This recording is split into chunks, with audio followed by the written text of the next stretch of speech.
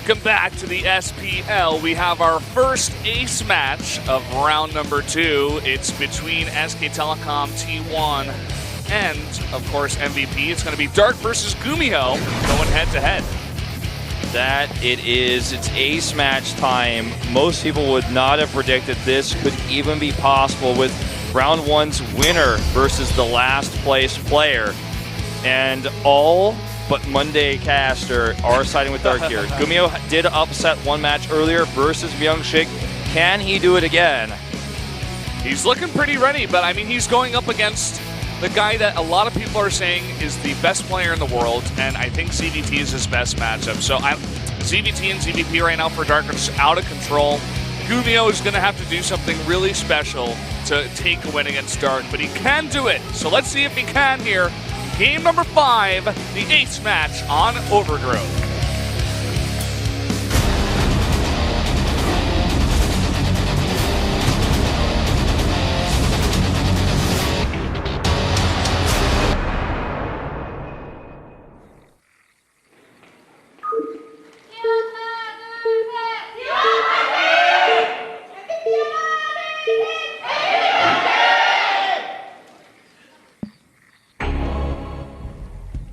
Down here in the bottom left, in the orange, the Zerg player, it is Dark.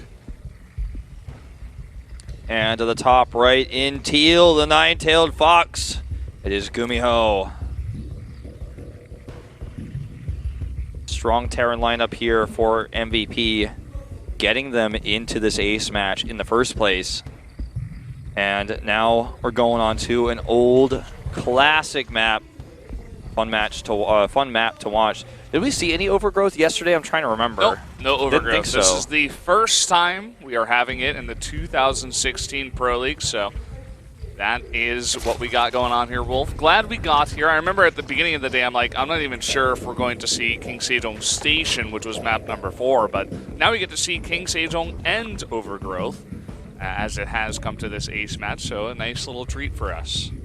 I remember one of the things I loved about this map was just it's one of the first maps to have a cool tile set where your expansion locations were like kind of highlighted by those little circular rings. Yeah. This map was kind of in a way, I feel, a big step forward for map making in that way, making things a little bit more standardized. This is the ring I'm talking about, of course. And the two watchtowers in the middle of the map are strong but not broken. The gold bases that you can potentially take as your 4th are risky, punishable as well by ranged units especially. It's a very well-designed map. Not as balanced as some of the other maps back in its day, but still a fun map to watch nonetheless. And the one thing I love about this map is how basic it's lined out. I mean, I'm talking about like for viewers, right, people watching at home.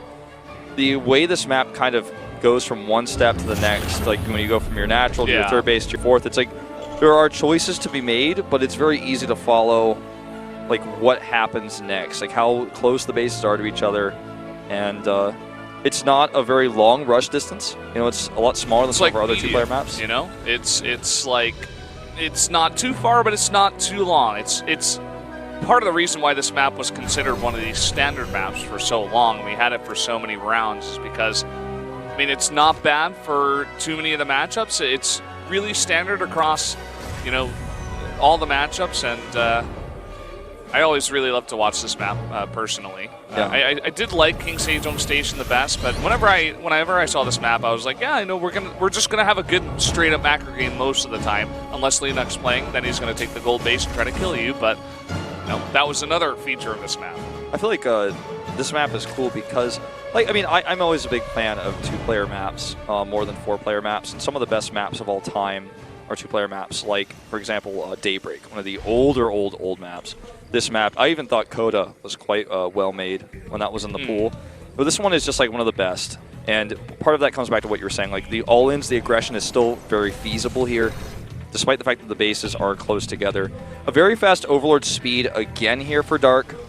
And we're going to see Hellions this time from Gumiho. He's kind of taking the different approach than the rest of the Terrans today in this matchup, skipping the tank evac and going into Hellion aggression because of the way the map is. You can get across the map a little bit quicker.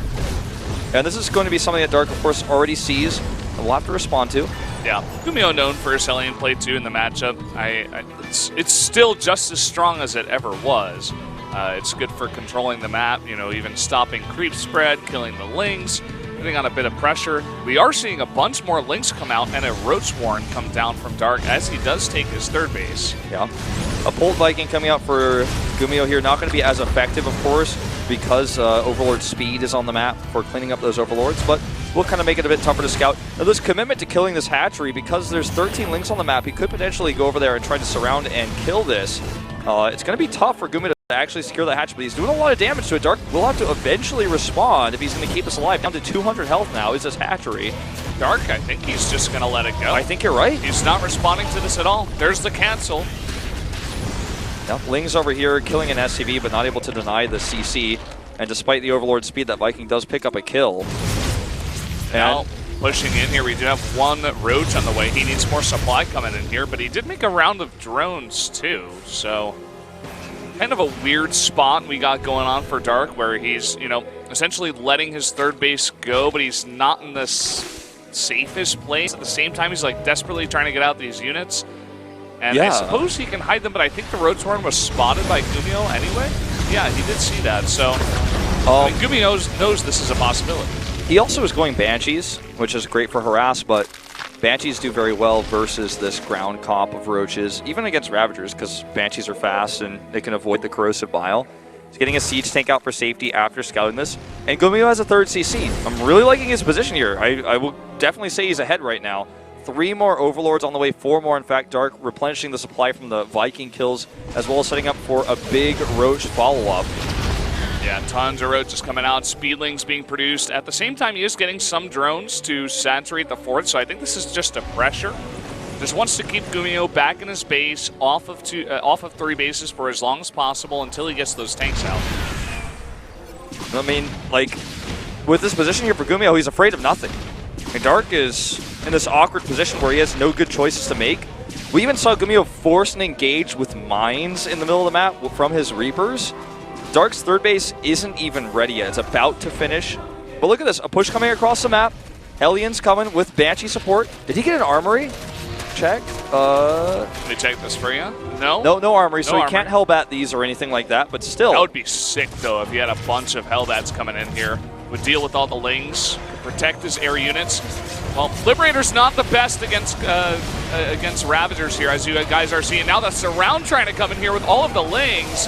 Maybe able to push this back with just a small squad there of Roaches and Ravagers and the Lings to push it back. A very tough army to fight against nonetheless, even moving across the map this far.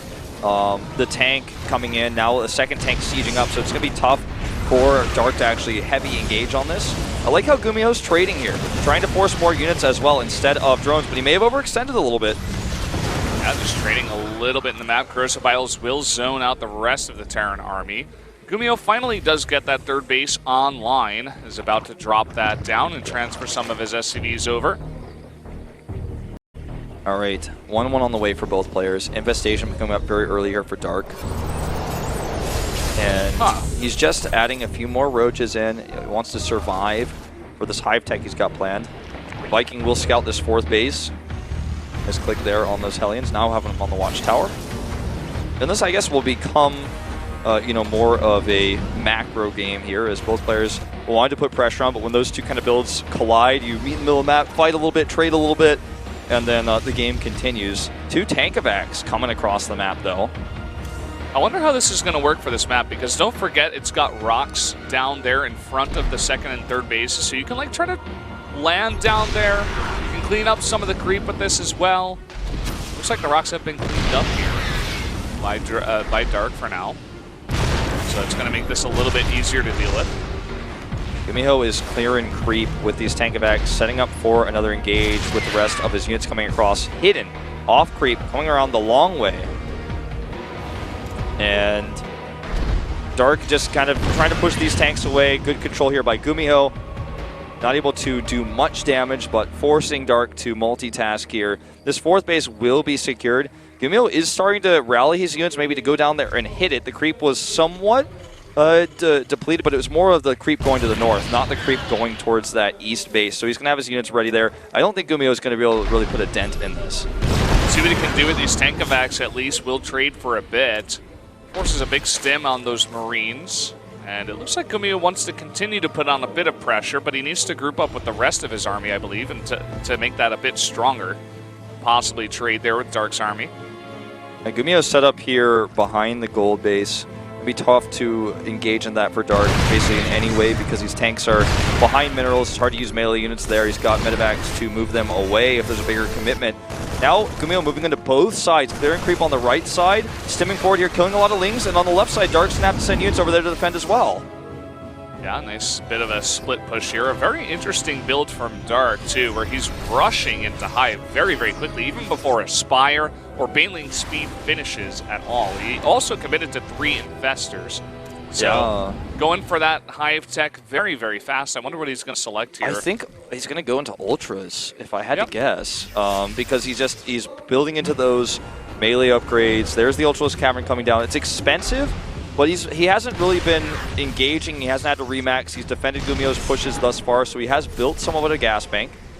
And if he gets a few good fungals, the Corrosive Bile Follow-up could be amazing, and I think that's what he's going to look for here. Baneling's rolling forward, those tanks in the back, he fungals the tanks, and huge Corrosive Biles hit the tanks in the back. That's exactly what he wants to do here, to hold on, to get those Ultras back. Another fungal going down, going to kill multiple medevacs here. Baneling's coming in as well, and Gumio will need to leave. Dark has taken massive losses, though. The Ultras Cavern isn't ready yet. It looks like he's going to try to build them as soon as it's done. There's one Liberator here. There's nothing to defend it. Nothing. Finally, a Queen gets over there and is going to take it out. Will take out this other Liberator. And we do have 4 Ultras on the way. The Chitinous plating is a bit far off for now. This is such a funny game we're watching here. Yeah, Dark really trying to mix things up with an interesting strategy, saying Ultras are pretty good, and I'm going to try to make them as fast as possible, but having some units, enough units to defend until I get there. He's down on Harvesters. His base at the bottom right is just getting that Ultra Gas. 2 workers mining minerals only. Gumio's going to hit this base again. It all comes down to the Fungals and the Corrosive Biles. He only has 5 Ravagers here. The Ultras aren't out yet. They're almost out. But Gumio's going to try to hit this before they're ready. Snipes out a Liberator there, only 1 left over with this army. So many Marines coming in, but the Ultras do pop. Chitinous plating not ready yet, but they're still so strong. They're just so powerful. They've got more armor, just from the base. In Legacy of the Void, so that's what we're seeing here. Gonna kill this Liberator. Gumio a bit slow on the draw to pull that back. 2-2, or well, +2 armor, plus Chitinous plating, and then +2 is on its way, but the armor upgrade's nearly finished here for Dark, making it even tougher to engage onto. And despite being 20 armies supply up, he's gonna have to have all of his units together before he engages. It's not this kind of mishmash, harass force that's hitting the 4th. And Gumio transitioning into more Liberators, a 2nd Starport, and maybe even a Fusion Core coming up here shortly to get that range upgrade. Yeah, meanwhile, Gumio has secured a 4th base. Not sure what. He's just trying to draw the army all the way over to the right while he drops into the main, and there's nothing in here. He may go for the snipe on the Hive. And this means if the units come in here, this is a small army for Dark, so he has to send everything to deal with this. And if he does, Gumio can hit the 4th at the same time. He targets down the Hive. He will get it. A very late response from Dark. He's not even here in time, so he may be able to get the Ultras Cavern as well, which can't be remained without a Hive. So no more Ultras in this game for a long, long while. What a play by Gumio. That was just unbelievable. Really using the map to a huge amount of potential. He's showing how to play TVZ here. And he didn't hit this 4th base. I feel like he could have, but either way, worker count still in his favor. He's got that 5th base, that 5th CC coming along here. He's going to have that set up soon. He's adding more Liberators, more Widowmines actually coming in the mix to help deal with this ground force as well. Aspire did finish earlier for Dark, but because he didn't have a Hive, he couldn't make it into a Greater Spire, so that's off the table as well. He's going to have to fight with Ling, Baneling, Corruptor here, just like the old days, but he's not in a good position economy-wise. He's trying to now take that gold base, and I'm really liking how Gumio's playing this, just using his harass like the old days, like Wings of Liberty Gumio, really. Yeah, he's making a statement tonight. He's already won 1 game against Myungshik. If he could take out Dark, that would be a huge bonus for his career and his team to take the game here against SKT. We'll see if he can close this one out. He can continue to put on that pressure here. All right, big stims here for Gumio, trying to find an angle with these units. If he gets behind that mineral line, he can do some damage. The Fungal will lock down these medevacs. He's going to get 3 medevacs with that one, and there's only 5 left over, so getting a nice chunk of what he had to begin with here. Nice drop from Gumio, though, going to pull the army back of Dark here to defend this 4th base. So it's basically 5 bases to 4 right now until Dark gets this one secured. It's almost ready. And he's going to have a big boost of gold minerals there. He's going full Baneling, though. There's so many Marauders on the map, and Gumio's soon to have 3-3. He's also adding in Banshees. He has Liberators on the map. He's getting Cloak for Banshees as well. A really good comp. Widow Mines in the behind the line of sight blocker there. Nice splits there by Dark. He wants to come in now. He's going to roll in. So many Baileys trying to get on top of this bio here. And the Corruptors in the sky are going to take out the Liberators. He's got a few bunkers here and some siege tanks as well, though. Those Ultras are heavily upgraded, but looks like they're going to break through. He's actually hitting the natural as well. There's a lot of Marauders here, but maybe just not enough. He needs more Liberators. Oh, Dark deciding whether he wants to commit here or not. He is going to commit. A lot of Lings behind this. So many Lings trying to join up with this, and one Liberator's not going to be enough. These Ultras are so armored, and now he's on top of the natural. And Gumio here just going to try to turtle at the top of his ramp. The base of the top left survives. This base survives as well. He's got so many extra CCs that haven't been morphed into orbitals or planetaries, so this is not the end of the game by any means. The Ultralis Cavern is finally just now being remade, and uh-oh, Banshee alert. Yeah, Banshee coming in here, but look at this base, totally undefended. Keeping Terran in his main right now, up near that production. Sniping medevac after medevac as well with these Corruptors. Yeah, he's making mostly Marauders, almost pure Marauder right now to deal with these Ultras. There's not enough Marines to protect his medevacs from the Corruptors. Looks like this will finally get cleaned up. But now Dark is going to go towards the 4th and 5th bases, that vulnerable area he hadn't hit just yet, and Gumio needs to respond very quickly to defend this. Somehow, some way, he's going to have to try here. You can see just a couple of Ultras and one Ravager with the Corruptors is enough to push back this Bio-Terran army. All right, going all the way back up to the ramp. Corrosive Bile coming down here as well on top of this. Gumio taking almost irreversible economic damage. He needs to get those orbitals made and, like, you know, protected if he wants to get his economy back online. He has a strong army, but by the time he finally holds all this back, he survives, he wants to get his wits about him and move on, the Ultras Cavern's done, 4 more Ultras about to pop out. So all that damage he did, that snipe on the hive, that snipe on the Ultras Cavern, is all for naught essentially here, is because he couldn't get more damage done before the rest of the Ultras came out. Yeah. And Dark can now get further upgrades. He can get the 3-3 he was never able to finish before. Gumio on 18 SCVs. We'll see what kind of damage he can do here at the gold, perhaps. You were talking about if you have these Marauders, you can shell the mineral line from behind here. You can see how all of those units are so low. Only now are there 4 medevacs out on the map. There's only 1 with 0 energy over here. So I think he's got to wait until he gets those medevacs to heal up his army and perhaps try to do some damage in this game. Mules are going to be essential for Gumio right now. He can barely even afford making those CCs into orbitals. If you look at the production tab, he's not making any more SCVs. He wants to make units, and more units. Not mining gas, period, right now either. So this one medevac you guys see on production is all he's going to have for now. And Dark is just going to run circles around him with all these Banelings and so many more Ultras this time. Oh, getting in there, sniping that one Widow Mine. Gumio can't really afford to lose even 1 unit at this point.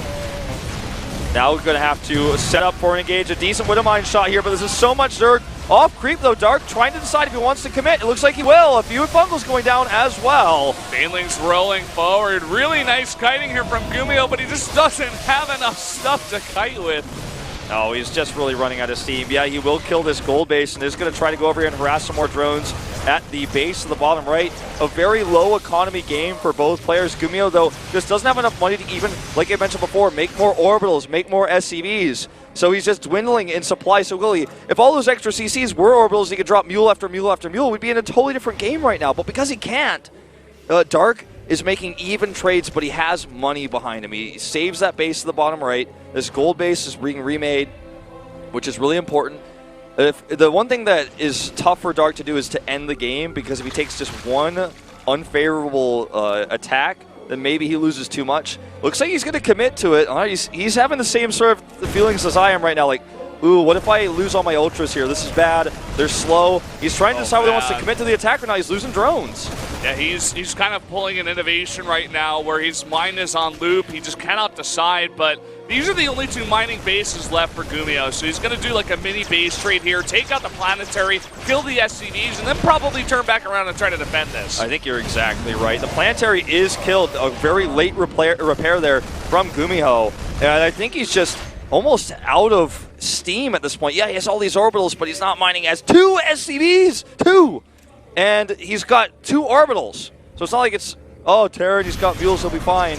Okay, it looks like these orbitals did finish, so he has 4 orbitals. So 4 mules at a time. He can drop 1 SCV left. There's a yank on this medevac. And I just don't see any way of Gumiho coming back to this. He can never defeat Dark's army. No way. You saw what a small bioforce of like 2 medevacs could do against 1 Ultra. There are now 7 Ultras on the map, and barely even that small bioforce to deal with this now. He's going to try to fly and defend his main. I mean, Ultras are clunky, yes, but he's just delaying his eventual defeat here, I believe. Gumiho is one of the players who's most famous for not leaving games, even more famous than Fantasy is for this. And he knows Dark is on literally no economy. He's going to kill this base again. Okay, oh, kills the Investor too, so he should be able to escape with this. Gumiho's game plan is to win by structure elimination and turtle. If he can just keep killing the drones, if he can stop Dark from mining, he's thinking, I mean, futilely probably thinking, if I kill all the bases, if I kill the structures, I win, right? But he's going to lose this medevac here finally. Krupker gets the last shot. And 1 Widow Mine, 1 medevac, 5 Mirage, 17 Marines, 0 SCVs. No minerals. SCVs. He's not mining right now. No minerals in the main to even really mine from with mules. So I think that's really just going to be it, as much as he wants to try to fight otherwise. You saw the guys watching the camera shots of Gumiho, he like grabbed his face, he was really angry. There's no way to fight back here though, I feel. He doesn't have any medevacs to fly against these Ultras. He's going to micro to his heart's content off creep. There's the fungal though, and that should be game. That should be it. That was all Gumiho left over. GG is called, and that will be a victory for Dark and SK Telecom T1. There you have it. Dark, the favorite player here, had some trouble in the early game, but he did eventually get his Ultras out. He kind of was an Ultra rush to control the map, control the expansions, lost his Hive, lost his Ultras cavern, but still had enough Ultras to keep controlling the game.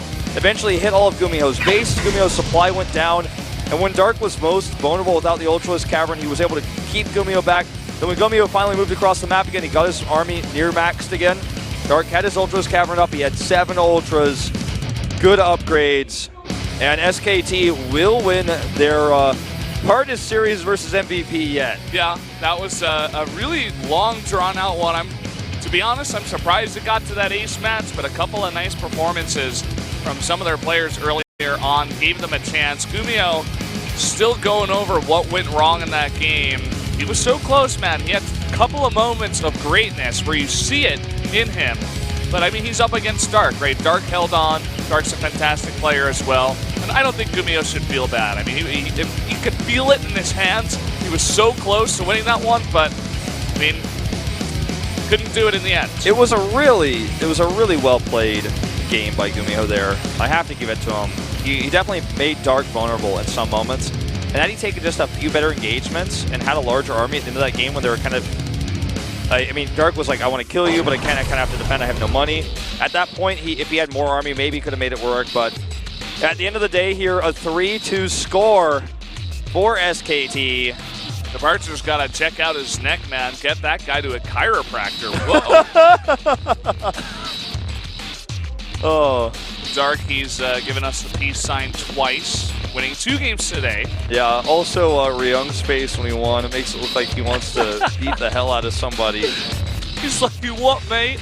What did he say? Sue's face is like, well, I've lost many games in the past before. I know how this feels. I'm just going to laugh about it. And I think Forte by far has the best losing throws. Yeah. Actually, Young Shix is pretty sick too.